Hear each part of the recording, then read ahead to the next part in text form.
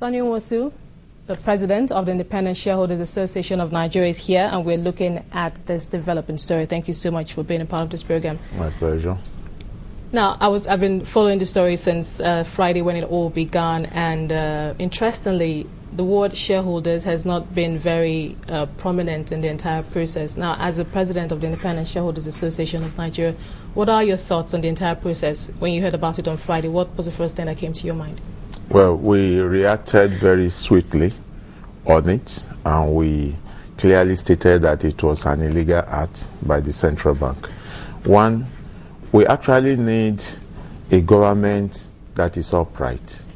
And every agent of the government must as well be very upright in whatever they are doing.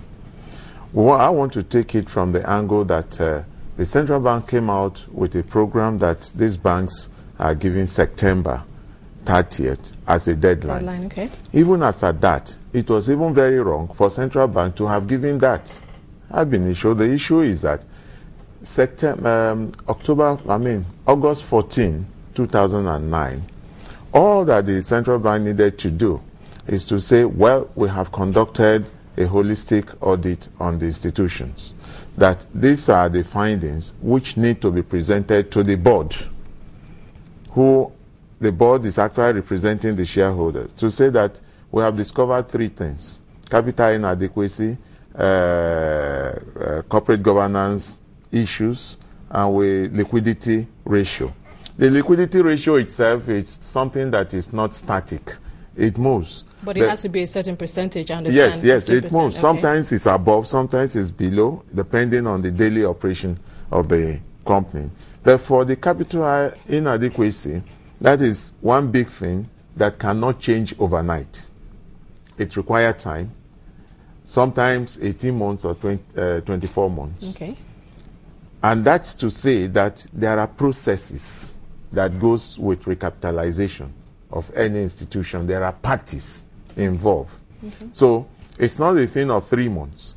They haven't brought in your own managers to manage the place for 2 years now. We believe that the answer he had, the central bank at that time, is that these are managers will navigate this institution to a safety.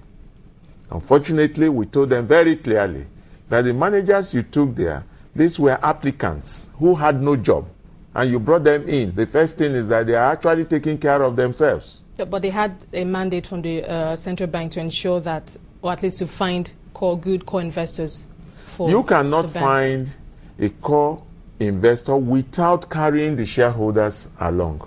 That's very obvious, because these are the people that owns the property. Whether it is carcass, they are risk bearers. They own it. All you needed to do was to get the shareholders involved by giving them opportunity to recapitalize their investment. And that opportunity means giving them enough time for the board to either float right issue or public offering. So it is now left for the shareholders to say, sorry, we are not taking the options given to us to recapitalize this company. And when that is done, it then means that it's open to outsiders to come in. That would have been the first step. But haven't brought in your own managers to manage, despite the fact that before August 14, Central Bank planted 3 each of their inspectors on these banks. They were working. And I also want to clear one thing. The shareholders do not manage these banks. As far as we are concerned, we put in money into the bank. We constitute what is called a board of directors for the bank. The management it's also constituted to run the bank. And the central bank and the regulators keep a tap 24 hours on these banks. Okay.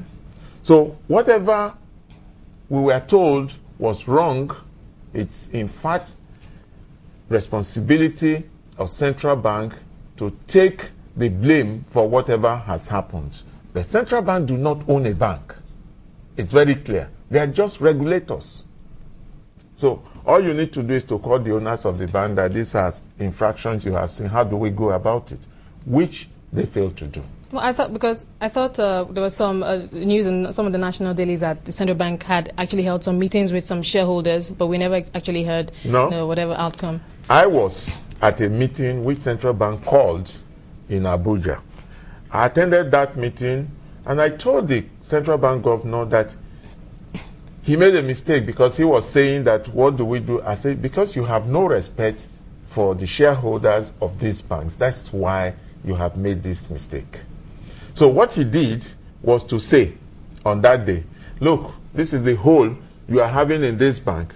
I would prefer that you don't have to waste your money covering that hole. But if you have 200 billion, I'll give you the bank. But why should you even bring 200? I'm just narrating the way he said it. Why should you even bring 200 billion naira for a hole that you did not create? AMCON will do this, AMCON will do that. And at the public hearing of AMCON, why we are not satisfied with all this action is that he boasted at the public hearing at the Senate that if any of the shareholders gets court order on him, he will hand over the bank to NDIC. And on that day, I was surprised if a central bank governor could be talking this way. And I called the attention of the senators. They said they had him. And of course, what you are seeing today is not a professional job done by a professional. It's part of the agenda that is unfolding by using AMCON, because we said it earlier that AMCON is an instrument set up to renationalize people's investment. And we said AMCON is a fraud. We told them that AMCON is meant to enslave people.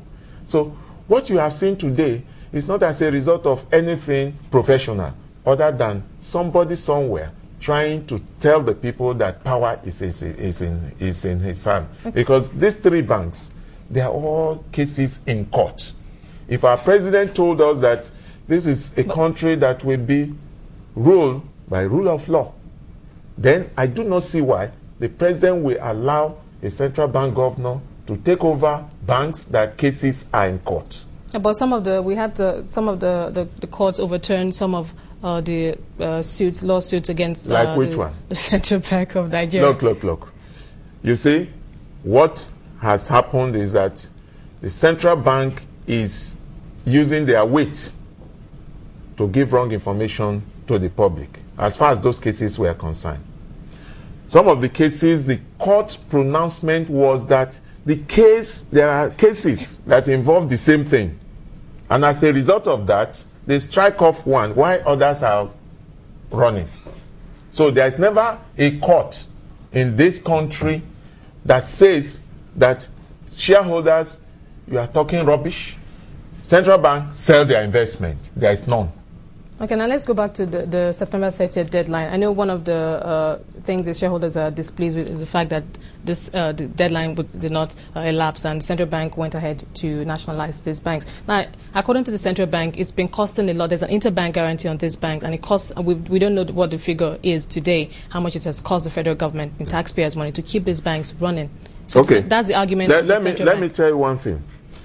In by August 14, 2009, when the central bank intervened unnecessarily in these banks, those banks never wanted to ask for the loan he foisted on them. How would they have covered the holes in the books? Let me tell you. That was why the management was removed entirely. The letter is very clear, and I think the press should dip in and see the letter. The letter is very clear. He removed the management, and in one of the letters, he said nobody should interfere with the transmission of that money because they don't want it. They had central bank open the window. What is the meaning of a window? It's for banks who feels that they needed support to go there and borrow money from the window, pay interest. Now, when they discovered that this money was not actually needed because there are certain things that you do not know, he asked them, because that loan was a tier 2 loan, that they should invest whatever they don't want in treasury bill. Treasury bill was paying 7.5, while the central bank was charging these people 11% interest on the money given to them. So you can see that's the beginning of wastage on that area. The money was not needed. They were forced to take it. You then said they should invest it on treasury bill, while you were charging them interest, 14% for giving them money, forceful loan. to them.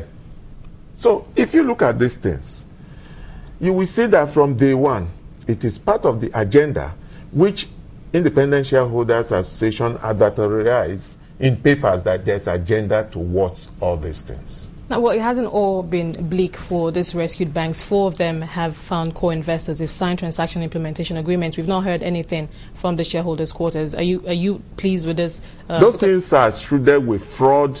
In transparent business, you have to unveil the faces of the people. If you go to Union Bank, the co-investors. Yeah. If you go to Union Bank, they listed a lot of people, one from island of this, island of that, island of that. They should unveil them. Let shareholders know the people who are actually coming to bid for this investment. So you see, this is a country. You saw what happened yesterday at the public hearing. It is the same thing. It is the same thing. We've been telling the governor that the people you brought are milking, sucking this companies. That's the management that came in 2009. Of course. And the governor himself compounded the issue by saying, I am liquidating these banks. Why would people not run for a shelter? There was a run on all the banks. So it is even wrong.